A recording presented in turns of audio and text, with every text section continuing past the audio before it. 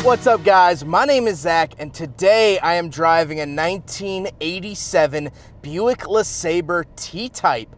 Up front is a 3.8 liter V6 and down below is a 4-speed automatic transmission. Now I am super excited to be driving this here LeSabre T-Type for a couple of reasons. First of all, I didn't really know that this car existed, which I'm always excited to drive something new and unique. And the other reason is that I love GM front-wheel drive vehicles, you love GM front-wheel drive vehicles, so I'm always excited to bring you another video in that category. But before we get on to anything else, I have a website, ZachPradel.com, where you can buy stickers like this retro sticker pack or big friggin' bottle sticker, both with free shipping.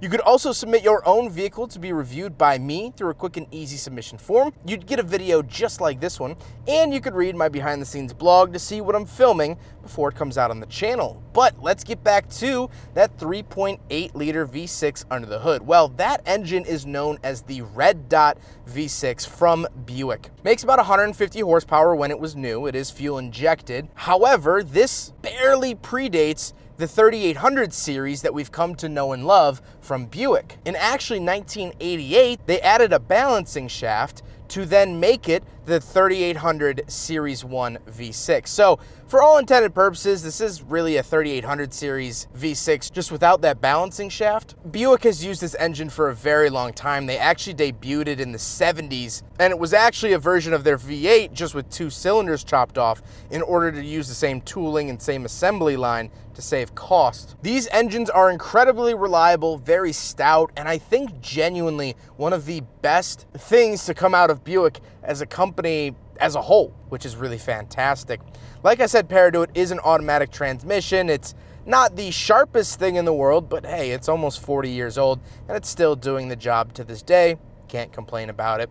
Last but not least, the LeSabre is front wheel drive.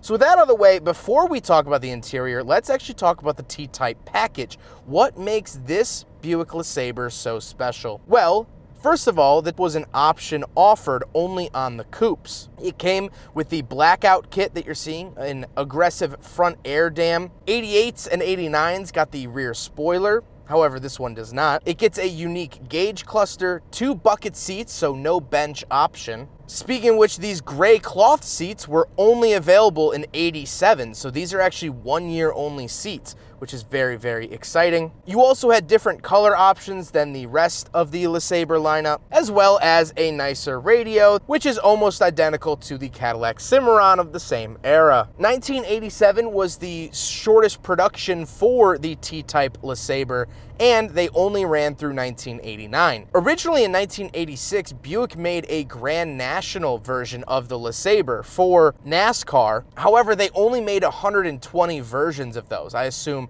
those are incredibly hard to find today. And people showed so much interest in those Grand National LeSabres that Buick thought, hey, we could make a little bit of money here. Let's make an official version. But instead of calling it the Grand National LeSabre, they called it the T-Type. And so here we are today. With that being said, let's move on to the interior. Well, in front of me, I have a very thin strip of analog gauges. On the left is my voltage, oil pressure, and my odometer reading that beautiful 34,000 original miles. That's why this car is so clean.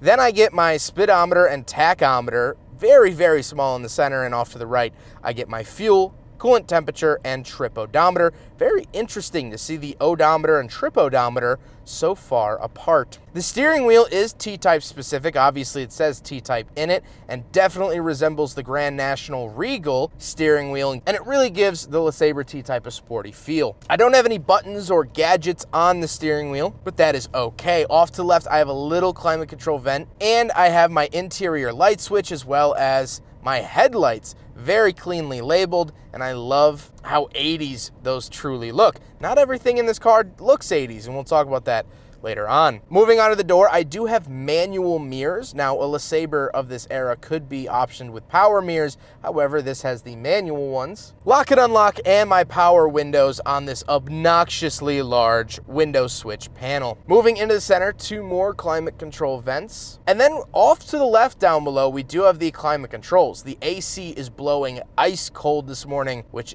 is fantastic. It has been really hot here in the Chicagoland area, and so I am very glad to be driving an old car that actually has working ice-cold AC. But I also really love the tactile feel of the climate controls. They feel really solid. Unlike the climate controls that would later follow in the 1990s from GM that feel very flimsy, this actually feels very, very nice. Off to the right of that, we get that updated radio. The biggest and most unique thing about this radio is the fact that there is no volume or tune knob. It's actually buttons for both of those features, which is really, really nice and definitely something unique. A lot of GM guys tend to gravitate towards these radios because they are harder to find. Then I do get an ashtray and cigarette lighter, of course. This is the 80s, don't forget. And then moving on to the center console, I get this giant cubby, I assume for cassettes. Now, although that is a big center console, it unfortunately is not a cup holder. There are no cup holders here in the Buick LeSabre T-Type from 1987, so it fails the big friggin' bottle test. And then we get the shifter itself. The shifter is very, very parts bin GM. It looks like an F-body Camaro shifter. It looks like so many other shifters I've driven. However, it still operates and has a very nice clunk into gear. Then I do get some coin holders and a center console. Very, very plush top. The top of the center console matches the seats, which, speaking of the seats, a couple things to note here. First of all, like I said, these are 1 year specific, these gray and black seats for the LeSabre T-Type. Love how unique these are. They are extremely cushiony, extremely comfortable, and really, I just want to chop these out of this car and put them in my living room for the next time I have a party. I mean, I really, really enjoy these seats, and that's actually not that surprising. GM has always been very, very good about their seat comfort in the late 1980s and early 1990s. However, one downside of these seats is actually not the seats themselves, it's the seat belt. So as you can see, the seat belt is actually attached to the door. If you want more info on this, I have a whole mini documentary about it. But basically, back in the day, the US government was going to mandate the requirement of either airbags or automatic seat belts. Passive restraints, basically. And so GM's fix, instead of those automated ones you see on like Nissans and stuff, GM just attached it to the door, so the theory was you would keep it buckled and you could just slide your body underneath. Well, this being a coupe with giant doors, the seatbelt has stretched out over time. Well, it has to stretch the width of the Marianas Trench, so I'm not quite confused about why, but unfortunately, as you're seeing in the video and probably hearing on the audio, because I always attach my microphone to the seatbelts, it has since gone quite limp and isn't really useful anymore. However, speaking of seats, we do have back seats, even though this is a coupe. So let's go do a back seat review. The great thing about these older GMs is that I have learned not to fear their back seats, because even though they're coupes, they do back seats really well. Now, unfortunately, I think this car might have been a smoker's car or something, but the headliner is sagging very, very dramatically. However, that's really the only interior flaw. Like I said, I assume it might have been a smoker's car before Chris owned it, but sitting back here, we'll put the seat back where it was. I am comfortable. I am really, truly comfortable back here. The seats themselves are very, very comfortable. They're very plush. I do actually only have lap belts back here. Very, very interesting. And I do get a little center console as well. Just a big foam brick, but a center console nevertheless. Let's hop around back. We'll take a quick look at the trunk and cargo space, and then we'll talk about the looks. All right, so we're on the back of the 1987 Buick LeSabre T-Type, and this is still the era where you get two different keys for one car from GM. Square key for the ignition, circle key for the doors and the trunk. So just like the Cimarron, you sort of pull this off to the side, and then it pops up like that. Tons of space back here. This is a Buick, don't forget. You could sleep back here. Honestly, you might want to think about putting the LeSabre's trunk on Airbnb. I think you get a couple hits, which is really, really fantastic. Love all the space you get back here. Nothing too crazy. It does have jack storage over there and definitely plenty of space, but besides that, nothing crazy at all, besides the fact that it's a giant Buick trunk. Now we gotta talk about the looks, and to me, this is the most polarizing part of this LeSabre T-Type. I genuinely think, and I was telling the owner this, I really believe that this car could pass for a mid-90s Buick. The curves, the line, the front fascia, this is one of the first cars to not have to have sealed beams, so they actually could get wet and wild with the headlight design. Not that this is particularly crazy, but they had that option now. I love the subtle curves of it.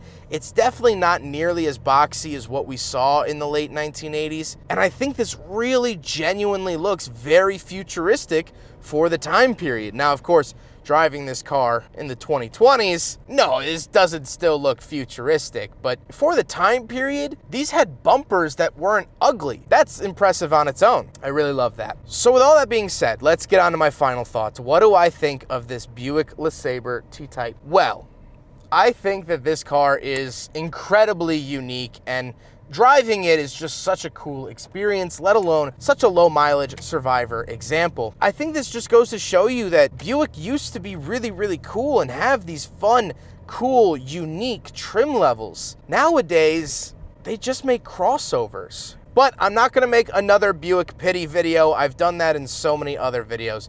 Speaking of which, I don't know if this is gonna come across on the camera. I am staring at a Buick minivan from the mid-2000s. If anyone has one of those, I'd love to film one.